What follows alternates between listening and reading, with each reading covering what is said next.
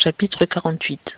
Or il arriva après ces choses qu'on dit à Joseph: Voici, ton père est malade. Alors il prit ses deux fils avec lui, Manassé et Éphraïm. On le fit savoir à Jacob et on lui dit: Voici ton fils Joseph qui vient vers toi. Alors Israël rassembla ses forces et s'assit sur son lit.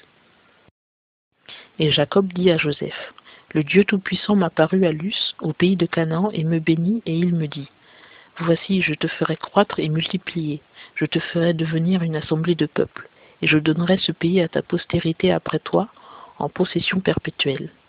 Et maintenant tes deux fils qui te sont nés au pays d'Égypte, avant que je vinsse vers toi en Égypte, sont à moi. Éphraïm et Manassé seront à moi, comme Ruben et Siméon. Mais les enfants que tu auras engendrés après eux seront à toi.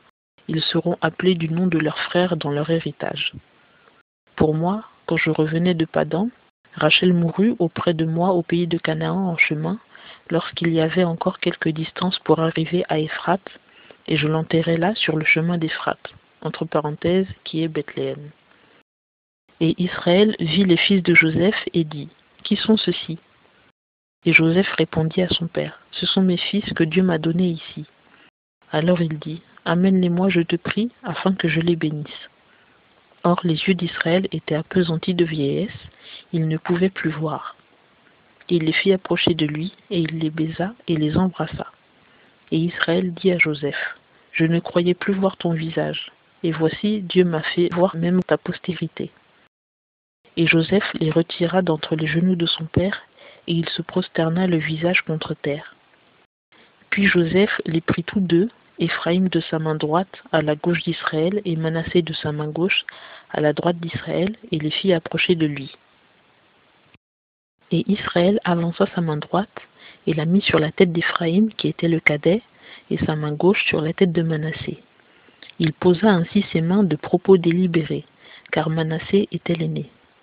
Et il bénit Joseph et dit: Que le Dieu devant la face duquel ont marché mes pères, Abraham et Isaac, le Dieu qui a été mon berger depuis que j'existe jusqu'à ce jour, que l'ange qui m'a délivré de tout mal bénisse ses enfants, et qu'il porte mon nom et le nom de mes pères Abraham et Isaac, et qu'il multiplie très abondamment sur la terre.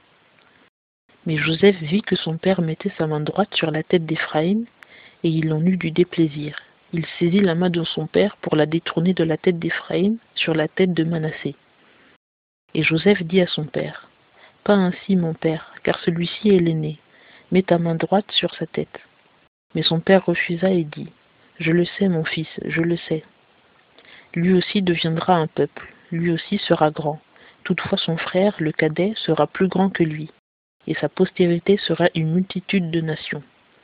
Et en ce jour-là, il les bénit et dit: Israël bénira par toi en disant: Dieu te rende tel qu'Éphraïm et Manassé.